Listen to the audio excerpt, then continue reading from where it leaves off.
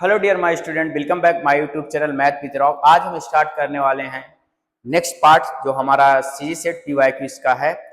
हमने ऑलरेडी पहले कुछ क्वेश्चन डिस्कस किया फर्स्ट पार्ट में, जो आप पहले उसको जाके देख लें, इसके बाद इस पार्ट्स को देखें। तो हमारा आज का क्वेश्चन है let Q be the set of all rationals then the only connected subset of Q are.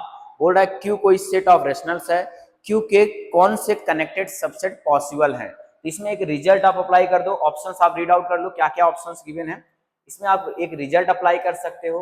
Result क्या है कि अगर कोई भी आर में देखोगे, in R, R means real line में ओनली सिंगलटन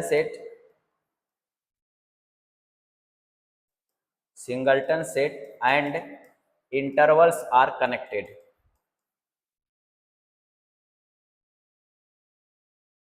एक सिंपल सा है। इस रिजल्ट को आप अप्लाई करोगे तो यहाँ से आपको दिखेगा इस ऑप्शन में जिसमें भी सिंगल सेट होगा या फिर इंटरवल होगा, वही ऑप्शन हमारा क्या हो जाएगा, करेक्ट हो जाएगा। तो आप इसको रीड आउट करके कर सकते हो। तो ऑल पॉइंट्स, ऑप्शन क्या करेक्ट होगा, all 1 point sets correct, all 2 point sets incorrect, all infinite subset incorrect, all countable subset incorrect. Example वगैरह लेना है तो आप ए को कोई ले लो, ए 1, 2 ले लो, ये सबसेट होगा क्यू का, और A is not connected, A connected नहीं है। ऐसे एग्जाम्पल्स आप इसमें क्या कर सकते हो, सोच सकते हो कि कौन सा एग्जाम्पल काम करेगा। बट अगर रिजल्ट आपको मालूम है तो आप इस क्वेश्चंस को कर सकते हो। नेक्स्ट क्वेश्चन है हमारा, कुछ क्वेश्चंस हमने डिस्कस किया था ये, ठीक। Let Q star be the set of all irrational number then interior of Q star. ये ऑप्शन यहाँ पास, यहाँ जब आया था उसमें जब आंसर सीट आई थी, आंसर की में इसका आंसर की जो हमारी आई थी सीजी सेट की पिछली बारी, तो इसमें एम्पटी सेट होना चाहिए। इसलिए इस क्वेश्चंस का आंसर क्या कर दिया गया था, इस क्वेश्चन को ड्रॉप कर दिया गया था। तो देख लेना यहाँ क्या बोल रहा है, Q star set of irrational then interior of set. तो पहले तो आप ये बताओ इंटीरियर सेट की डेफिनेशंस आपको मालूम है या नहीं। अगर आप इंटीरियर सेट की डेफिनेशंस अगर जानते हैं तो इस क्वेश्चंस को कर ले जाओगे, अगर नहीं जानते तो प्रॉब्लम क्रिएट हो जाएगी। ठीक है। अगर जानते हो, मैं थोड़ा सा रिकॉल करवा दे रहा हूं। अगर ए बिलोंग टू क्यू कंप्लीमेंट या क्यू स्टार मतलब ये सेट ऑफ इरेशनल, कोई भी सेट होगा, मैं ए ले लेता हूं। इंटीरियर की थोड़ा डेफिनेशन कोशिश कर रहा हूं बताने के लिए, आप देख लेना। A belong to A, sorry, small a belong to A कोई सेट है, स्मॉल ए का एलिमेंट है, ठीक। A is interior of capital A if एक इंटरवल मिले a minus delta, a plus delta, और सबसेट कितना हो, किसका हो, ए का, ए में क्या हो, कंटेन हो जाए, तो ए इसका क्या हो जाएगा, इंटीरियर पॉइंट हो जाएगा। मतलब ए बिलोंग करना चाहिए a minus delta, a plus delta, subset of A. तो ए का क्या होगा, इंटीरियर पॉइंट होगा। या फिर एक्स यहां ले लो, एक्स ए का क्या होगा, इंटीरियर पॉइंट होगा। अगर एक्स हमारा, उसके लिए एक इंटरवल मिले a minus delta, a plus delta, और सबसेट किसका हो, ए का। जैसे फॉर एग्जांपल के लिए मान लो हम एन लेते हैं, सेट ऑफ नेचुरल नंबर लेते हैं, इसका इंटीरियर निकालने की कोशिश करते हैं सेट ऑफ नेचुरल नंबर का। जैसे सेट ऑफ नेचुरल नंबर में कोई भी एक पॉइंट निकालोगे, वन, मान लो 1 लेते हो, 1 का अगर नेबरहुड आप ड्रॉ करोगे तो ये मिलेगा 1 minus delta, 1 plus delta. 1 belong कर रहा है 1 माइनस डेल्टा, 1 प्लस डेल्टा में, बट ये कंप्लीटली नेचुरल नंबर में कंटेन्ड नहीं है। क्यों कंटेन्ड नहीं नेचुरल नंबर में, क्योंकि 1 माइनस डेल्टा, 1 प्लस डेल्टा में यहाँ बहुत सारे अपॉन वाले भी नंबर आते हैं जो नेचुरल नंबर में नहीं आते, ठीक। इसलिए नेचुरल नंबर का जो इंटीरियर होगा, interior set of natural number, set of interior क्या होगा, एम्प्टी होगा। सिमिलरली अगर आप क्यू का निकालोगे या क्यू स्टार का निकालोगे, क्यू स्टार का अगर निकालने जाओगे इंटीरियर, तो ये भी क्या आएगा, एम्प्टी आएगा। क्योंकि कोई भी अगर एक एलिमेंट सेलेक्ट करोगे, ए बिलोंग कर रहा है a minus delta, a plus delta, subset of Q star नहीं होगा, क्योंकि किन्हीं भी जब दो पॉइंट लोगे, दो पॉइंट के बीच में जो इंटरवल बनता है उसमें इनफाइनाइट रेशनल और इनफाइनाइट इरेशनल आते हैं। इसमें क्या आएगा, रेशनल भी रहेंगे एंड इरेशनल भी रहेंगे। रेशनल और इरेशनल दोनों नंबर रहेंगे, जो कि ये सिर्फ क्यू स्टार है। क्यू स्टार मतलब सिर्फ इरेशनल का सेट है। इसका मतलब है कि क्यू स्टार इरेशनल का इंटीरियर भी क्या हो जाएगा, एम्प्टी हो जाएगा, सेट ऑफ इंटीरियर। रेशनल का भी इंटीरियर क्या हो जाएगा, एम्प्टी हो जाएगा। किसी भी फाइनाइट सेट का, कोई भी फाइनाइट सेट है उसका भी इंटीरियर ऑफ फाइनाइट सेट वो भी क्या आ जाएगा, एम्प्टी आएगा। यहां लिख दे रहा हूं इंटीरियर ऑफ फाइनाइट सेट, वो भी क्या आएगा, एम्प्टी सेट आएगा। तो आप समझ में आएगा इंटीरियर कैसे निकालते हैं। ये पॉइंट सेट टोपोलॉजी का टॉपिक है। अगर थोड़ा बहुत आपको आता है तो ये सब हैंडल कर सकते हो, कुछ नहीं है। बीएससी की बुक्स उठाओ या फिर कोई भी हो, एनपी बाली की बुक हो, एसके मापा की बुक हो, कोई भी एक बार आप रीड करो, उनमें बहुत सारे इजीली क्वेश्चन मिलेंगे, सीधे सीधे आते हैं। क्योंकि इंटीरियर, क्यू स्टार की इंटीरियर, नेचुरल नंबर का इंटीरियर, इंटीजर का इंटीरियर, ये सब के इंटीरियर एम्प्टी सेट होता है। क्योंकि जो इंटीरियर पॉइंट अगर सेट के बराबर हो जाता है, सेट ओपन हो जाता है। ए का इंटीरियर अगर एक इक्वल हो जाए, ए का interior set of all interior point A के इक्वल आ जाता है, तो सेट को हम बोल देते हैं ओपन। और ओपन सेट में सारे कंटेंट होते हैं, सारे पॉइंट्स ए के आ ही जाएंगे उसके अंदर। ठीक, बस बाउंड्री बस छोड़ के ओपन सेट। ठीक, नेक्स्ट क्वेश्चन चलते हैं, हो गया होगा। ये देखो आपका टेस्ट का क्वेश्चन है, ये इंटीग्रल टेस्ट से आप इसको कर सकते हो।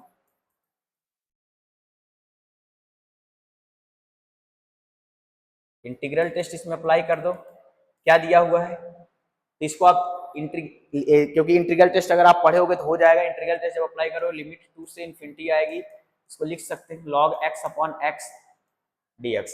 क्यों अप्लाई कर सकते हैं इसमें, आप टेस्ट को जाके पढ़ना, ये टेस्ट है।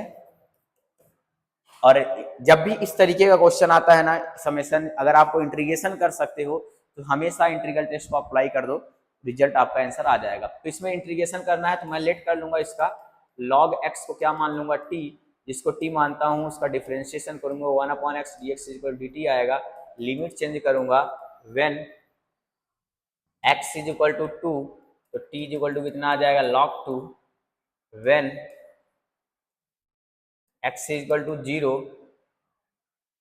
x is equal to infinite, t is equal to कितना आ जाएगा, इनफाइनाइट आ जाएगा। तो लिमिट जो हमारी आ जाएगी, इंटीग्रल log 2 से इनफाइनाइट, log x को t मान लिया हूं और 1 अपॉन एक्स पूरा dt में चेंज हो गया तो t dt आएगा। तो यहां से इसकी वैल्यू हो जाएगी t स्क्वायर अपॉन 2, log 2 से infinite, upper limit minus lower limit करोगे तो इनफाइनाइट का स्क्वायर अपॉन 2 माइनस log 2 का स्क्वायर अपॉन 2, तो इसका आंसर क्या आ जाएगा, इनफाइनाइट। क्योंकि इनफाइनाइट आ गया तो इसमें से आप देख लो कौन सा ऑप्शन करेक्ट आ रहा है, कौन से ऑप्शन में इनफाइनाइट गिवन है, आप देख सकते हो। तो ऑप्शन नंबर इसका क्या करेक्ट आ जाएगा, सी करेक्ट आएगा। बाकी सारे ऑप्शन क्या आएंगे, इनकरेक्ट आएंगे। तो इंटीग्रल टेस्ट से इसको आप कर सकते हो। ठीक, टेस्ट वगैरह थोड़ा थोड़ा आप रीड आउट करते रहो, क्वेश्चंस करते रहो, आइडिया लगते रहेगा कौन सा टेस्ट कब अप्लाई हो रहा है। इसमें फंक्शन नहीं है क्या, अच्छा, f0 से 2 है, डिफाइंड बाय फंक्शंस दिया हुआ है x प्लस एक्स स्क्वायर। यहाँ fx जो है, प्रिंटिंग मिस्टेक है, f of x is equal to क्या गिवन है, integral x plus x square, और दूसरा है x square plus x cube, when x is rational, x को रेशनल लेना है तो ये होगा, और when x is irrational, x को इरेशनल लेना है तो ये होगा। अब हमें क्या निकालना है, अपर रीमान इंटीग्रल निकालना है, अपर रीमान इंटीग्रल की वैल्यू निकालनी है। तो आप इसको बीएससी में आई थिंक किए होंगे, ठीक, कोशिश करो अपर रीमान इंटीग्रल। अपर रीमान इंटीग्रल जब मैं निकालने जाऊंगा तो इंटीग्रल 0 से 2, इसका मैं पार्टीशन कर देता हूं। 0 से 2 का जो पार्टीशन है उसको लिखता हूं मैं 0 से 1 और 1 से 2। अब ये देखना पड़ेगा कि 0 से 1 में, क्योंकि अपर निकालना है तो देखना है कौन सी वैल्यू बड़ी होती है। x प्लस एक्स स्क्वायर कब लिया जाएगा, x square plus x cube का लिया जाएगा। 0 से 2 f of x d x is equal to, मैं लिख सकता हूँ 0 से 1, फिर 1 से 2 f of x d x. अब ये बताओ 0 से 1 में कौन सा फंक्शन सुप्रीमम देगा, यानी बड़ा होगा? ये वाला होगा, ये वाला होगा, या फिर ये वाला होगा? कैसे चेक करोगे कि 0 से 1 के बीच में किसकी वैल्यू बड़ी आएगी? यूपीएफ क्या आएगा, मतलब अपर कौन सा देगा? ये वाला देगा तो ये वाला। तो आप एक काम करो, क्या करो, चेक कर रहे हैं ना, 0 और 1 के बीच में एक वैल्यू कोई ले लो। 0 और 1 के बीच में जैसे वैल्यू उठाओगे 1/2 आएगा, 1/2 बिलोंग कर रहा है। 1/2 इसमें भी रख लो, इसमें भी रख लो। 1/2 जो फर्स्ट वाले में रखोगे तो 1/2 आएगा प्लस 1/2 का होल स्क्वायर आएगा। कितना आ जाएगा? 1/2 प्लस 1/4। एलसीएम लोगे तो 4 एलसीएम आएगा, और यहाँ आ जाएगा 2 प्लस 1, यानी 3/4 आ गया ये वैल्यू 0 से 1/2 पे। और ये आएगा 1/4, यहाँ रख रहे हैं 1/4 प्लस 1/8। एलसीएम इसका कितना आएगा? 8 आएगा, और ये 2 प्लस 1 आएगा 3/8 आएगा। अब ये बताओ 3/8 और 3/4 में कौन बड़ा है? 3/8 और 3/4 में ये आएगा 0.3, 8 3 24 6, 0.37 अप्रॉक्स, और ये कितना आएगा? 0.7। 0.37 है, 0.7 बड़ा कौन हुआ? ये वाला बड़ा हुआ। यानी 0 से 1 के बीच में, 0 से 1 के बीच में जो अपर वाला वैल्यू देगा वो देगा x प्लस एक्स स्क्वायर। इसको ले लेंगे, इसका इंटीग्रेशन करेंगे x plus x square D x. और ऐसे ही 1 से 2 के बीच में चेक करोगे, ये वाली वैल्यू बड़ी हो जाएगी 1 और 2 के बीच में। ये वाला हमारा सबसे यूपीएफ बनेगा। यूपीएफ का फंक्शन क्या बनेगा? X square plus x cube, और क्या बन जाएगा? डीएक्स। अब आप इसमें क्या करो, इंटीग्रेशन कर दो। अगर इसका ग्राफ बना पाते तो ठीक था, ग्राफ तो नहीं बन पा रहा, तो मैं वैल्यू लेके चेक कर लेता हूँ कि कौन सी वैल्यू बड़ी आ रही है और कौन सी वैल्यू छोटी है। ठीक, अब इसका इंटीग्रेशन करोगे आप, तो इस वाले का इंटीग्रेशन आएगा, एक्स का क्या हो जाएगा? एक्स का इंटीग्रेशन हो जाएगा x square upon 2। X square का क्या होगा? एक्स की पावर 3/3, और इसका लिमिट 0 से 1 प्लस, और इसका करोगे तो इसका भी एक्स की पावर 3/3 प्लस एक्स की पावर 4/4, और इसका भी इंटीग्रेशन 0 से 1। अब क्या करो, upper limit minus lower limit, जैसे इंटीग्रेशन करते हैं नॉर्मल, 1/2 प्लस 1/3 माइनस करोगे तो 0 हो जाएगा, ये फर्स्ट वाले का हो गया। फिर प्लस है तो प्लस लिखो, अपर लिमिट 1/3 प्लस 1 से 2 है, ये 1 से 2 है, ये आएगा 1 और ये आएगा 2, ये आ जाएगा अपर लिमिट 2 की पावर 3/3 प्लस 2 की पावर 4/4, ये अपर आ गया, माइनस 1/3 प्लस 1/4। ठीक, अब इसकी वैल्यू आप क्या कर लो, सॉल्व कर लो एलसीएम वगैरह लेके। कितना आएगा? एक मिनट मैं ही छोटा कर देता हूँ इसको।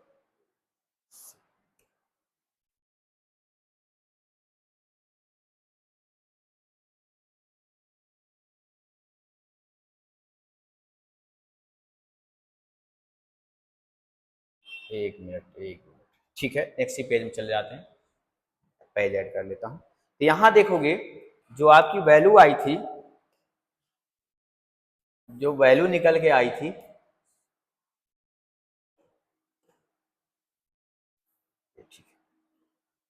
यहाँ पास वैल्यू जो निकल के आई थी आपकी, यहाँ से देखोगे क्या है? 1/2 प्लस 1/3, 1/2 प्लस 1/3, 1/2 प्लस 1/3, फिर क्या आया इसके बाद? इसके बाद आया है माइनस 0 करोगे 0 हो जाएगा, 2 की पावर 3 करोगे 8/3 प्लस 16/4 प्लस 8/3 प्लस 16/4 ब्रैकेट, फिर माइनस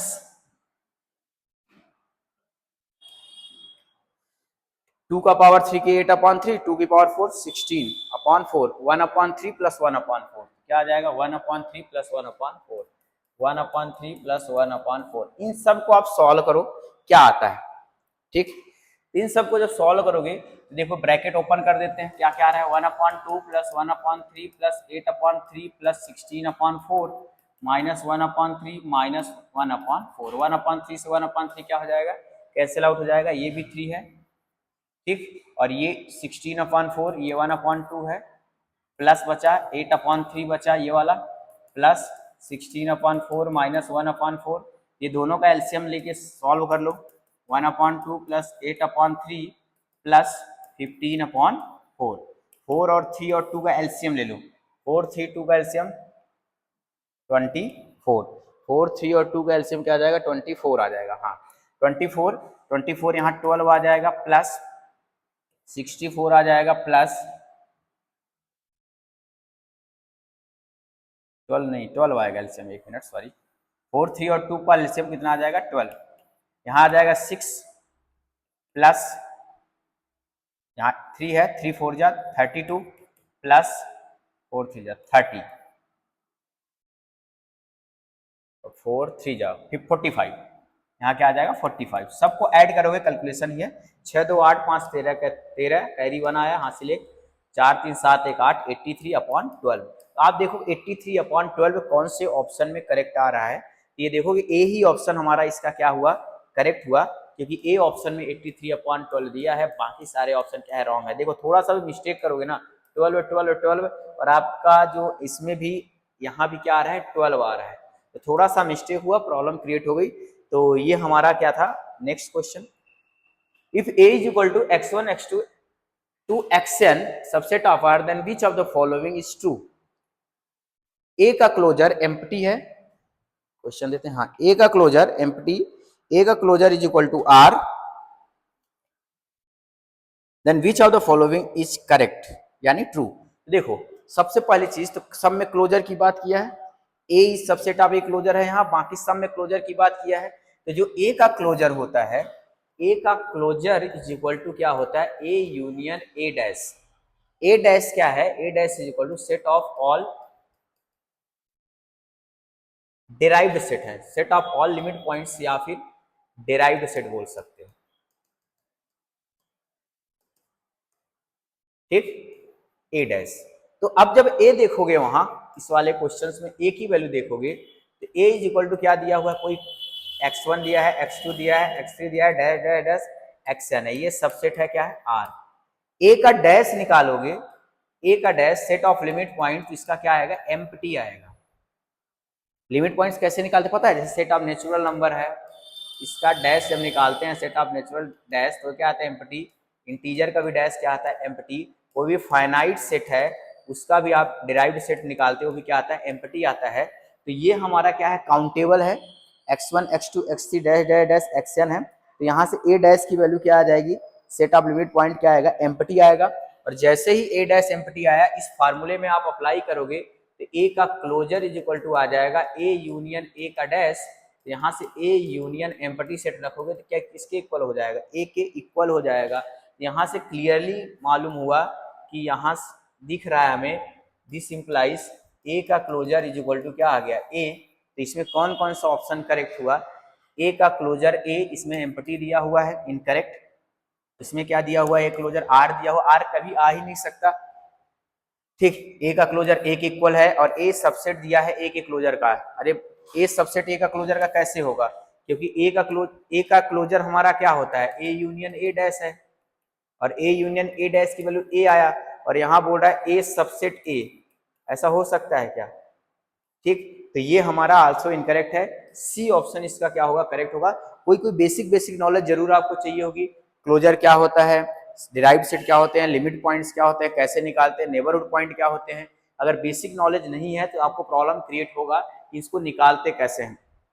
अगर आप लिमिट पॉइंट का थोड़ा आइडिया देखने जाओगे ना तो वही नेबरहुड का कॉन्सेप्ट है कि अगर कोई मान लो ये वाले पॉइंट को अगर एल को लिमिट पॉइंट बोल रहे हो तो इसके नेबरहुड में L minus delta, L plus delta क्या होना चाहिए? इसके पॉइंट के नेबरहुड उस सेट के अंदर क्या होने चाहिए? इनफाइनाइट पॉइंट रखने चाहिए। जैसे मान लो कल हमने पिछले वाले वीडियो में डिस्कस किया था 0 1/n का लिमिट पॉइंट था। क्या बोला था?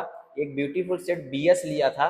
नेक्स्ट वाले पेज में चलते हैं, थोड़ा सा कॉन्सेप्ट इसको आप देख सकते हो कि मैंने कैसे ए का क्लोजर को मैंने एम्प्टी बोल दिया।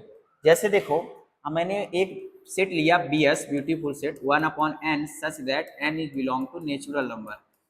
ठीक, इसको अगर ऑब्जर्व करोगे रियल लाइन पर, ब्यूटीफुल क्यों है? क्योंकि यहाँ से स्टार्ट n की वैल्यू 1 लोगे तो 1 आएगा, 2 लोगे तो 1/2 आएगा, 3 लोगे तो देखो 1, सॉरी इसके पहले 0 ले लेते हैं तब यहाँ आते हैं। ये 0 हो गया मान लो, और ये वाला पॉइंट मान लो 1 है, तो जब जैसे ही 1/2 लोगे 1/2 लिया, ठीक, 0 के बाद 1, जैसे इसको ओपन कर दो, इसको वैल्यू रखोगे तो ओपन करोगे तो 1 आएगा, 1/2 आएगा, 1/3 आएगा, 1/4 आएगा, 1/5 आएगा, अप टू सो ऑन। 1 के बाद 1/2 आया, नेक्स्ट यहाँ आ जाएगा 1/3, 1/4, 1/5, 1/6, 1/7, 1/8, ऐसे ऐसे जैसे जैसे 0 के क्लोज पहुंचते जाओगे तो यहाँ पास इसका एक्यूमुलेशन होना स्टार्ट हो जाएगा, यानी पॉइंट जो होंगे इस सेट के बहुत क्लोज क्लोज आने वाले हैं। लेकिन अगर मैं बोलूं कि 1/2 इस सेट BS का 1/2 is limit point of BS, तो आप क्या करोगे, 1/2 का एक नेबरहुड क्रिएट करो। क्या ये सेट BS के इनफाइनाइटली मेनी पॉइंट को कंटेन करता है क्या?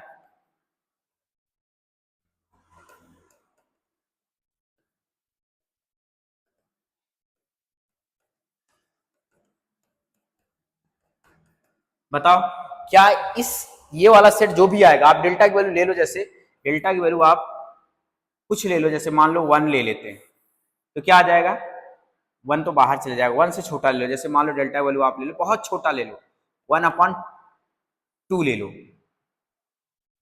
ठीक, कुछ भी वैल्यू ले लो, इसका एक नेबरहुड आप क्रिएट कर रहे हो, इस 1/2 का, इस वाले 1/2 का आप एक नेबरहुड क्रिएट कर रहे हो, तो आप देख रहे हो कि 1 के बाद 1/2 आया, 1/2 के बाद 1/3 आ रहा है, इधर के पॉइंट नहीं आ रहे हैं, तो ये सिर्फ और सिर्फ कैसा पॉइंट बन रहा है, एक आइसोलेटेड बन रहा है, इसके ना तो लेफ्ट का पॉइंट आ रहा है ना तो राइट का पॉइंट आ रहा है, और लिमिट पॉइंट बनने के लिए इनफाइनाइटली मेनी पॉइंट्स को क्या करना चाहिए, उसका नेबरहुड उस सेट के इनफाइनाइटली मेनी पॉइंट्स को क्या करना चाहिए, कंटेन करना चाहिए। यहाँ तो सिर्फ 1/2 बस बिलोंग कर रहा है, 1/2 के अलावा कोई भी इसके अंदर आ ही नहीं रहा है। जितना हो सके उतना छोटा डेल्टा, जितनी छोटी हो सके उतनी छोटी वैल्यू डेल्टा की ले सकते हो, ग्रेटर देन 0। तो ऐसा करोगे तो आपका इस कोई भी पॉइंट लिमिट पॉइंट यहां नहीं बन रहा है, लेकिन जैसे ही 0 के नेबरहुड में जाते हो, 0 माइनस डेल्टा करते हो, 0 प्लस डेल्टा करते हो, तो देखोगे ये वाला जो सेट है ना BS का इनफाइनाइटली मेनी पॉइंट कंटेन करेगा। आप चाहो तो जितना छोटा, इधर तो नहीं कर रहा, इधर वाले पॉइंट को नहीं कर रहा, लेकिन इधर देखो कि राइट साइड में जितना छोटा वैल्यू लोगे डेल्टा को उतना ही एक्यूमुलेशन है, यानी पॉइंट पास पास आ रहे हैं, इसका 0 क्या बन जाएगा, BS का 0 इज लिमिट पॉइंट, 0 इसका क्या बनेगा, इस सेट का लिमिट पॉइंट बनेगा। तो ऐसा ही सेम क्वेश्चन इसमें मैंने बोल दिया था कि इस सेट का डिराइव्ड सेट जो होगा, set of all limits points क्या होने वाले हैं, कोई नहीं बनेगा, ना तो x1 बनेगा, ना ही x2 बनेगा, ना ही xn बनेगा, इसलिए इसका a डैश की वैल्यू क्या आ गई थी, एम्प्टी आई थी। लेकिन अगर इसमें आप a डैश निकालोगे, इस वाले क्वेश्चन का इसका a डैश निकालोगे, a डैश बराबर क्या आएगा, सिंगलटन 0, ठीक है, 0 इसका लिमिट पॉइंट बन रहा है, सिंगलटन 0 बन जाएगा, ठीक। तो इस तरीके से थोड़ा कॉन्सेप्ट है, थोड़ा पढ़ो, रीड आउट करो, अगर कुछ प्रॉब्लम्स आती है तो आप हमारे साथ शेयर करो, ठीक है। नेक्स्ट क्वेश्चन देखो, इसको रीड आउट करो एक बार पहले, ये भी जो जैसे फर्स्ट क्वेश्चन था उसी तरीके से रिलेटेड है। Consider a metric dx cross x to r such that dxy is equal to, sorry इसमें भी dxy मिस्टेक है, dxy क्या है, डिस्क्रीट मैट्रिक्स गिवन है, dxy is equal to dxy is equal to 0 if x is equal to y, 1 if x is not equal to y, मतलब बोला है dxy यानी ये डिस्क्रीट मेट्रिक है, इसको क्या बोला जाता है, discrete metric. Metric read out कर लेना है का क्वेश्चन, उसका डेफिनेशन वगैरह मैं शेयर कर दूंगा, ठीक। अब हम स्पेयर के डेफिनेशन देखते हैं। ओपन स्पेयर क्या होता है, क्लोज स्पेयर, फर्स्ट क्वेश्चन में ऑलरेडी मैंने डिस्कस कर दिया है। तो ओपन स्पेयर क्या होता है, तभी यहां समझ में आएगा मीनिंग क्या हो रहा है। S R of A, direct a question put हुआ है क्वेश्चन बुक में, x belong to r such that d of x comma a less than क्या होगा r। अगर इसी का क्लोज्ड स्पेयर बनाओगे एस आर ए, ऐसे x R2 से आएंगे such that d x comma a is less than is equal to r. ये दो डेफिनेशंस यूज हो रही हैं, ठीक। D x comma a is less than is equal to are.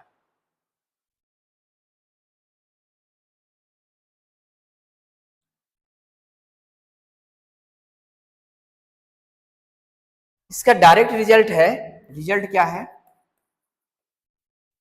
In discrete metric, Savita Arora के book में डायरेक्ट दिया गया है, एससी मलिक एंड सविता अरोरा, वहीं से डायरेक्ट क्वेश्चन को उठा लिया गया है। जितने भी क्वेश्चन हैं स्टेटमेंट वाइज आते हैं, ठीक। आप इसको एग्जांपल्स वगैरह से भी सोच सकते हो कि x को आप क्या ले लो, x जो है मीट्रिक हमारी, x को हम क्या लेते हैं, यूजुअल मीट्रिक ले लेते हैं और x को वैल्यू ऐसे ले लेते हैं a b और c। यहां से भी सोच सकते हो इस एग्जांपल को क्रिएट करके dx, अब जैसे से a को मान लो आप सेंटर लेते हो, a को क्या लेते हो centre, d of a comma a क्या आएगा, d of a comma a, इस मीट्रिक में जब दोनों सेम होते हैं तो d of a comma a की वैल्यू क्या आएगी, 0 आएगी। d ऑफ, अब a कॉमा b निकालोगे, दोनों सेम नहीं है तो इसकी वैल्यू क्या आ जाएगी 1, और d of a comma c निकालोगे, सेम नहीं है, इसकी वैल्यू क्या आएगी 1। अब r की वैल्यू आप यहाँ से कुछ सेलेक्ट कर लो, क्योंकि r पे पूरी कंडीशन दी गई है, रेडियस पे पूरी कंडीशन दी गई है, तो आप इसमें से r की वैल्यू कुछ सेलेक्ट कर लो, जो मर्जी आपकी, जैसे r इज इक्वल टू 0.5 वगैरह सेलेक्ट करके इस ऑप्शंस को क्या कर सकते हो, डिस्कार्ड कर सकते हो इन सब एग्जांपल्स को लेके। बट डायरेक्ट रिजल्ट है in discrete metric,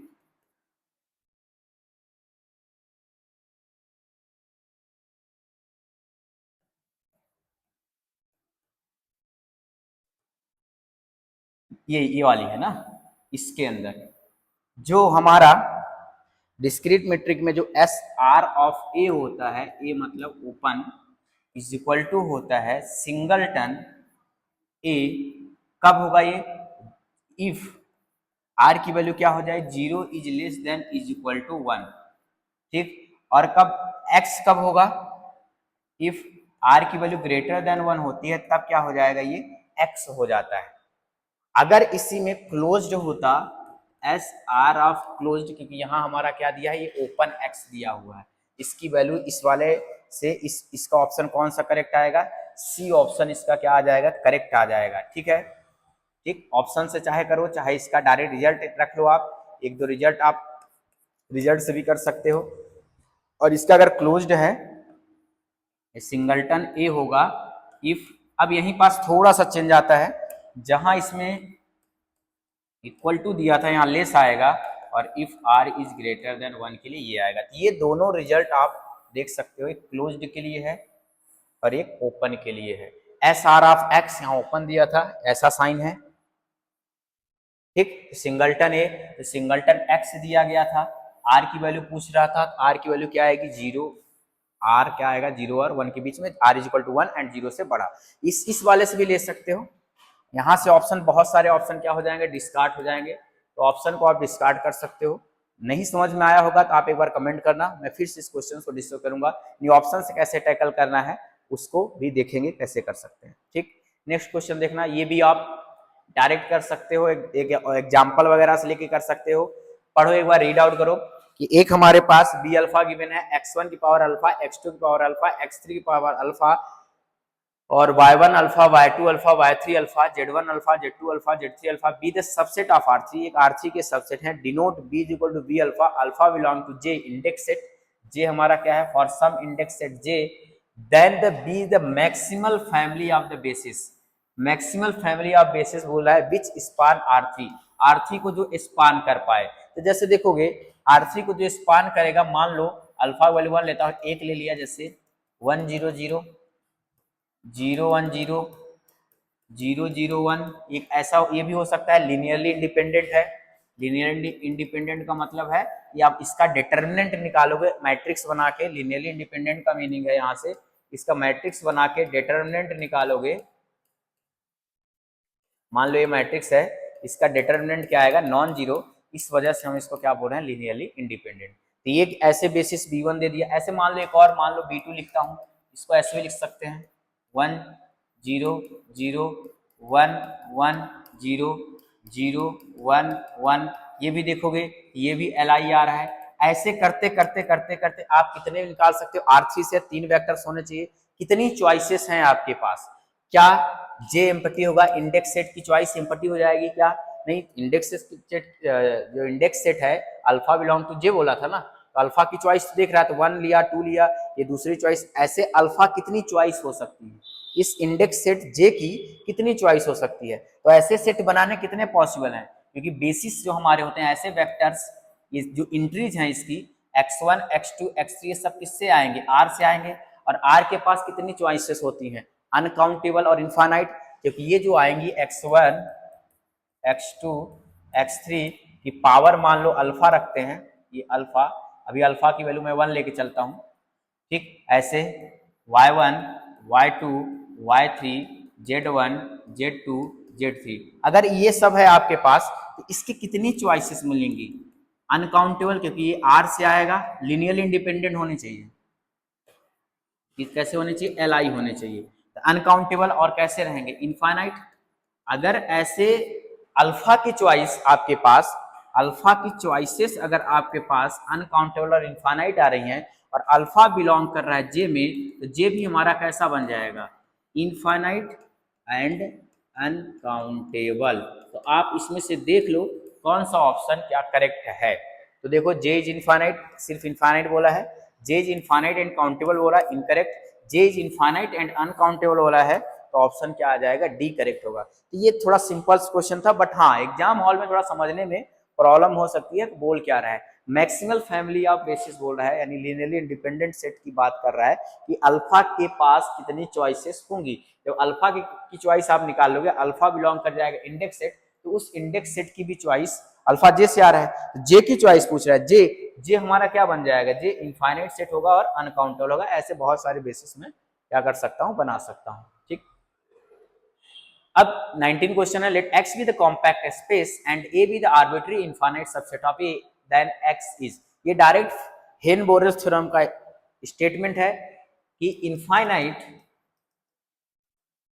plus bounded set has a limit point, has a limit point. मतलब इनफाइनाइट और बाउंडेड सेट के पास क्या होगी? लिमिट पॉइंट होगी। A has no limit point, incorrect, क्योंकि डायरेक्ट स्टेटमेंट है। अगर आपको बोला भी है x is a compact space, x को आप क्या ले लो? 0 और 1 ले लो, ठीक है। और क्योंकि ये कॉम्पैक्ट है, क्लोज्ड और बाउंडेड है तो कॉम्पैक्ट होगा। अगर आप ऑप्शंस नहीं जाते, क्लोज प्लस बाउंडेड कॉम्पैक्ट, इसका एक सबसेट ले लो y 0, 1। अब देखो a हैज इनफाइनाइटली में लिमिट पॉइंट्स, इनफाइनाइटली इसके पास कितने लिमिट? सारे पॉइंट इसके लिमिट पॉइंट्स हैं। कितने लिमिट पॉइंट हैं इसके पास? अनकाउंटेबल, ठीक। A has at least 1 limit point, कम से कम एक लिमिट पॉइंट होगा, हाँ कम से कम एक तो होगा ही होगा। A has countably infinite number of, countably infinite क्या इसमें कितने आ रहे हैं? अनकाउंटेबल आ रहे हैं, तो ऑप्शन नंबर क्या होगा? सी। डायरेक्ट अगर स्टेटमेंट याद है हेन-बोरेल्स थ्योरम का, every infinite and bounded set has a limit points, तो डायरेक्ट स्टेटमेंट है इसका, ठीक। इसका नेक्स्ट क्वेश्चन है, ये यूसी का है, यूनिफॉर्मली कन्वर्जेंट, इसका भी रिजल्ट आप लिख सकते हो। रिजल्ट इसमें भी यूज अप्लाई कर लेना कि f from r a b to r, a comma b to r is said to be uniformly continuous if and only if limit x tending to a minus, क्योंकि ये हमारा a 0, 1 में check करवा रहा है, limit x tending to a plus f of x and limit x tending to b minus f of x exist finitely, exist finitely. क्या करे? Exist करे और फाइनाइटली एग्जिस्ट करे। तो ए ऑप्शन में देख लो, देखो बी आर ए जो तुम्हारी मर्जी होती है, इसकी लिमिट एग्जिस्ट नहीं करेगी, और कौन सी लिमिट एग्जिस्ट नहीं करेगी? जिसकी लिमिट एग्जिस्ट नहीं करेगी उसको आप क्या कर देना, जैसे limit x tend to 0 cos x upon x करते हो, क्या आएगा? कॉस 0 वैल्यू कितनी होती है? 1, नीचे 0 आ जाएगा, तो क्या आएगा? Does not exist. तो फर्स्ट ऑप्शन इसमें क्या आ जाएगा? इनकरेक्ट। ऐसे आप सभी चेक करो ऑप्शंस कौन सा इनकरेक्ट आ रहा है, तो first option incorrect, first is incorrect. Similarly b हमारा 1/x है, तो लिमिट x टेंडिंग 0 1/x करोगे तो 1/0, ये भी आ जाएगा इनफाइनाइट, डज नॉट एग्जिस्ट, ये भी हमारा क्या आएगा, इनकरेक्ट आएगा।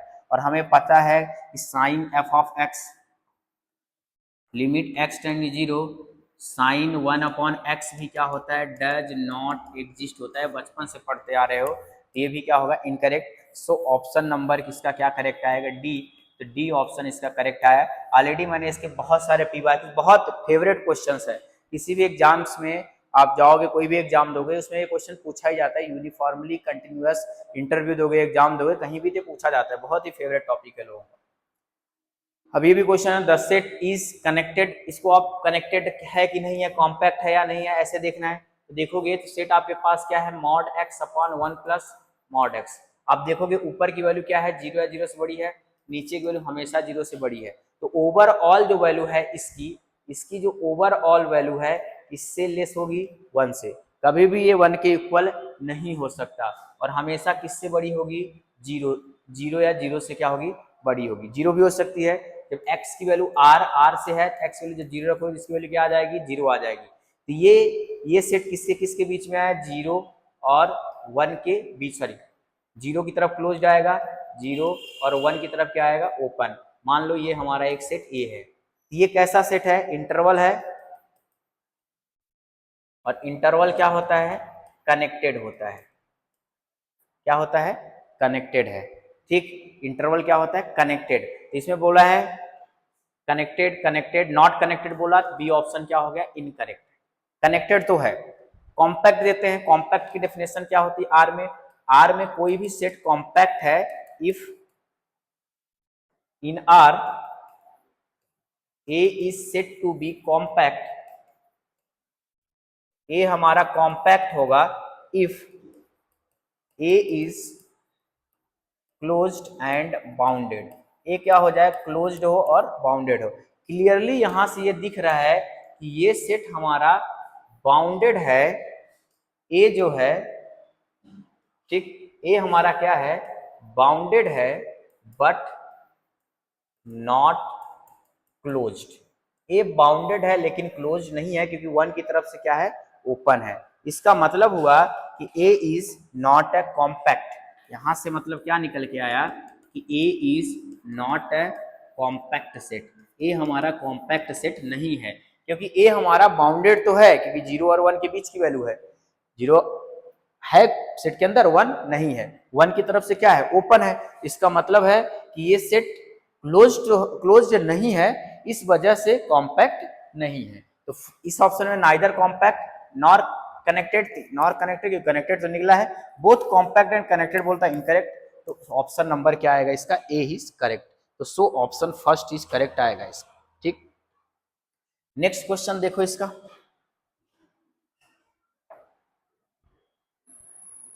हाँ ये डायरेक्ट 11-12 में भी इसको पढ़ते हैं, ठीक। अगर देख लो इसको क्या करना है, एग्जाम्पल देखो, a function f of r to r defined by f of x is equal to x, f of x is equal to x minus greatest integer of x.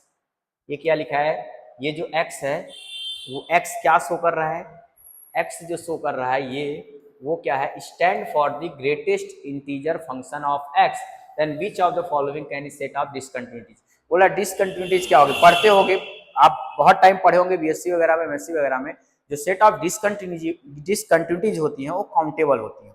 तो जो ये वाला इंटीजर वाला फंक्शन होता है, अगर आप देखोगे कंटिन्यूटी तो लेफ्ट और राइट लिमिट इक्वल होनी चाहिए। ये क्या होगा, जैसे मान लो अगर मैं यहाँ पास 2.3 निकालता हूँ वैल्यू इसकी वैल्यू कितनी आएगी, 2 आएगी, और 2 पे भी वैल्यू निकालूंगा तो इसकी वैल्यू क्या आएगी, 2 आएगी। तो 2 का राइट और 2 का लेफ्ट दोनों आपस में क्या है, यहाँ 2.3 निकालोगे 2 निकालोगे तो दोनों वैल्यू 2 ही आ रही है, ठीक है। मतलब जो ग्रेटेस्ट इंटीजर फंक्शन है हमारा, इसका जब ग्राफ देखोगे ग्रेटेस्ट इंटीजर फंक्शन का, तो कुछ ऐसा कुछ बनता है, ऐसे जंप टाइप का, ऐसे जंप टाइप का। इसकी जो डिसकंटिन्यूटी होती है, डिसकंटिन्यूटी जो होती है इसकी, वो कौन सी टाइप की होती है, जंप टाइप की डिसकंटिन्यूटी होती है। यानी फंक्शन हमारा क्या होता है, जंप टाइप की डिसकंटिन्यूटी रखता है। और जितने भी इंटीजर्स होंगे Z, 0 +-1 +-2 +-3 up to so on, इस पूरे पे ये फंक्शन क्या आएगा, डिसकंटिन्यूअस आएगा। क्यों? क्योंकि ये तो सब जगह कंटिन्यूअस है। एक्स हम सॉरी एक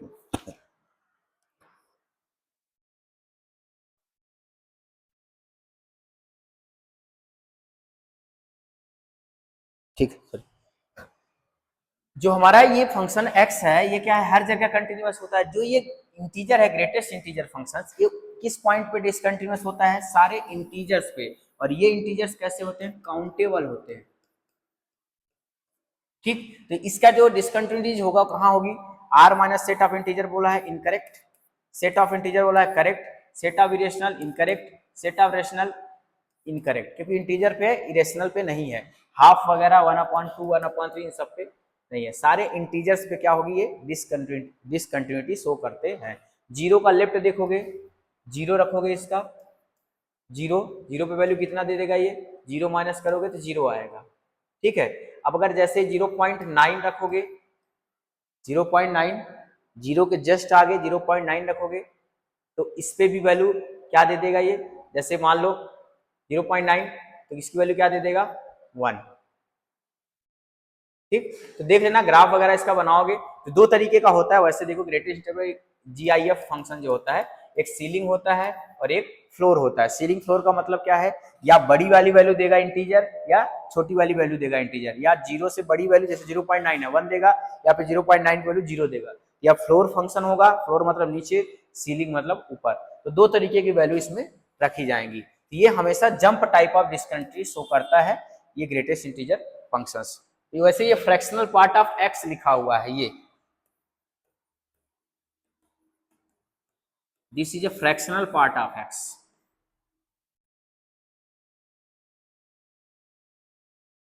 ये भी होता है, कुछ स्पेशल टाइप के फंक्शंस होते हैं। ठीक, नेक्स्ट देखना, let p be the non empty perfect set in Rk। p क्या है, एक नॉन एम्प्टी परफेक्ट सेट है Rk का, r की पावर k का। अब इसको आपको बनाना है, पढ़ के देखो एक बार, in Rk then p is, p की वैल्यू क्या होगी, एक बार इसको रीड आउट करो आप, बताओ, जल्दी बनाओ इसको, थोड़ा ट्राई करो।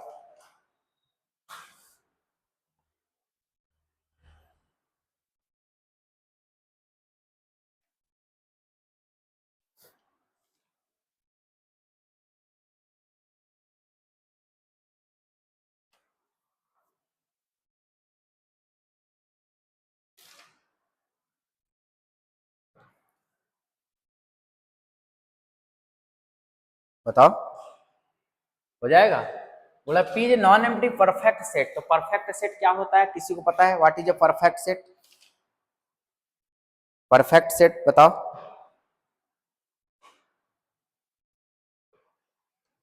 अ सेट पर मैं डेफिनेशन लिख दे रहा हूं, a set, perfect set, a set A is called, कुछ नाम दे, एस दे देता हूं, a set S is called perfect set if S is closed and dense itself। S हमारा क्या हो, क्लोज्ड हो और डेंस होना चाहिए itself, dense in itself, that is S is equal to क्या हो, S डैश। ठीक, S इज इक्वल टू क्या हो जाए, S डैश। ठीक,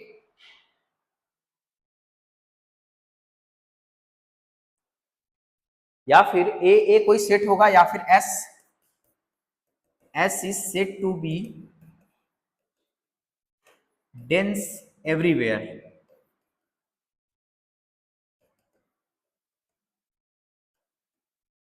everywhere if S का क्लोजर इज इक्वल टू क्या हो जाए, S यूनियन S का डैश, S का closure is equal to S union S dash, और किसके इक्वल हो जाए, R।